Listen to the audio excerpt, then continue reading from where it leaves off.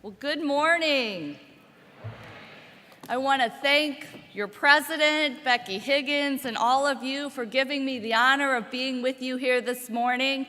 And I want to thank you, leadership, for all that you provide for these tremendous members and for the work and the ripple effects that you all deliver day in and day out to make our students' lives better, to make our families' lives better, to make our economy better, to make our state better.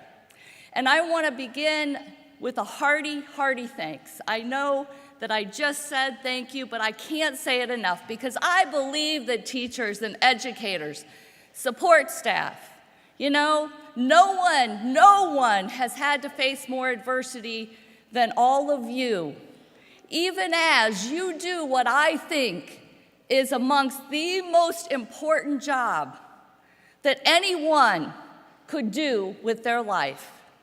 So I want to thank you. I want to thank you for choosing to be an educator, to make a difference in the lives of people across this state. You are not the enemy, even though for years in this state you have been under attack. No one has faced more attack, whether it's trying to get you to intern on your time off that Kasich wants to do, or tying your hands with the testing that isn't really about helping our children, but rather is about an unfair evaluation and harassment of you.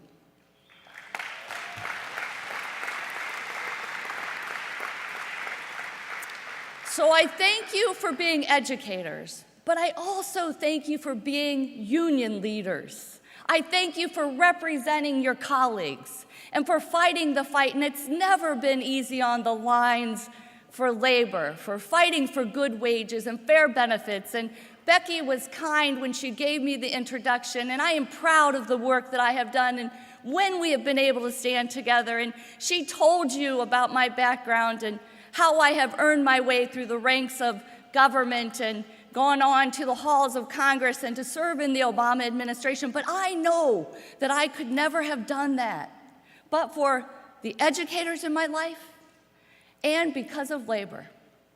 Because long before I was in Congress or worked for President Obama, I was the daughter of a Boilermaker. I was the sister of a teacher who was the president of the Barberton Education Association. I was the wife of a fighter,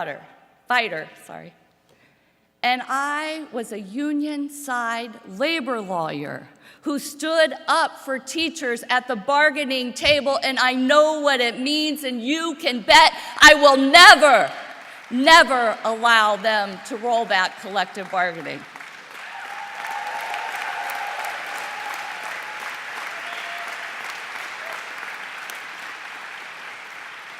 And my past informs the future, and it tells you a little bit about what kind of governor I will be, because I stand before you here today, and I don't think of labor as a special interest. You're not a special interest to me. You are the whole point. You are the point of my career. You are the point of our economy, and you are the way that we are going to strengthen Ohio, and we are finally going to create the opportunity state that we are meant to be. That is what we are going to do.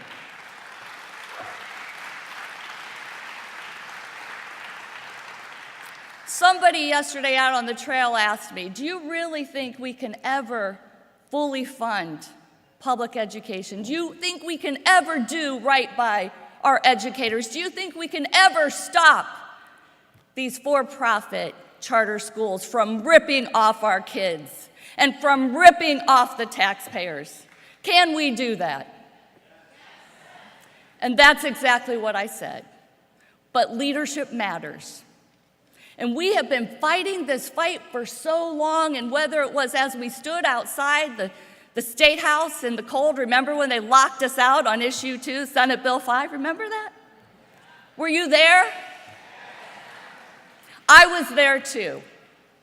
And come 2018, when we win the governor's race, we are not going to be on the outside. We are going to be on the inside, and we're going to be pushing for fairness, and we're going to be pushing for support.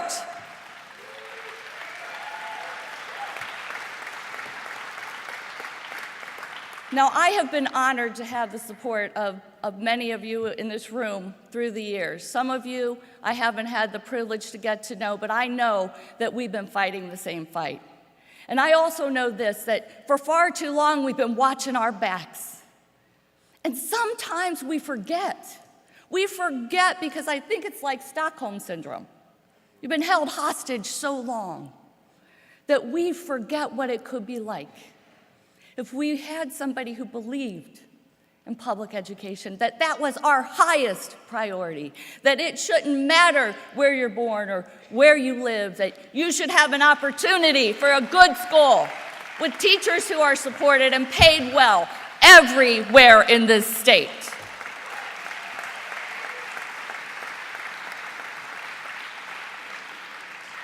Now, Becky told you that I had the honor to serve in the General Assembly in the 90s, and that was when charter schools were just coming online. And even back then, I stood on the House floor because I looked around the bend and I could see what they were going to do. And we have watched them do it. They have siphoned off money, these for-profit profiteers. Anyone ever hear of white hat management? As an attorney who represented the Cleveland Teachers Union and parents, and other educators across Northeast Ohio, I stood in the courtroom against white hat management. And I fought for records, right, from parents who got bamboozled into thinking that maybe it was a good idea for them to move their kids out of the public schools. Little did they know what they would find. And the white hat management wouldn't give them their records. And you know why they wouldn't give them their records? They wouldn't give them their records because then they would have to show that the teachers weren't certified. They have been playing tricks for far too long, and ECOT is only the most recent example. I know who they are. I know what they do. For 24 out of 28 years, the Republicans have controlled state government. We have to make this stop, and this is how we do it.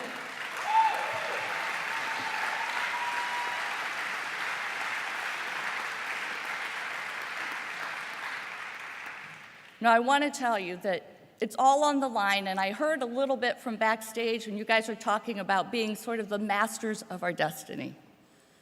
And that can't be overstated, not only in the sense of this election and what it means, the apportionment board, and I have a history of winning races, I've been in a lot of primaries, and every one we've been able to win.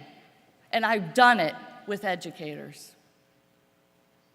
But it's more than that, because what also we have to do is when we win, I want you to know that you are our hope. John Kasich and others, they have not treated you like the heroes that you are. You go to work every day and you make a difference, and we need you now more than ever, and I am tired of the decades of educators being demonized. And what we are going to do is we're going to create a Department of Labor and Economic Opportunity when I'm governor. It's going to be a cabinet-level department. And what we're going to do is make sure, can you believe we don't have a Department of Labor? Right? And what we're going to make sure we do is that labor and educators and people in this room and people who know, people who are on the ground, who are charged with the most important thing we have to give our kids, a future. That you are no longer going to be an afterthought. You are no longer going to have to watch your back, because you are going to be at the table off of the menu, and not just a couple of tables. You're going to be at every table.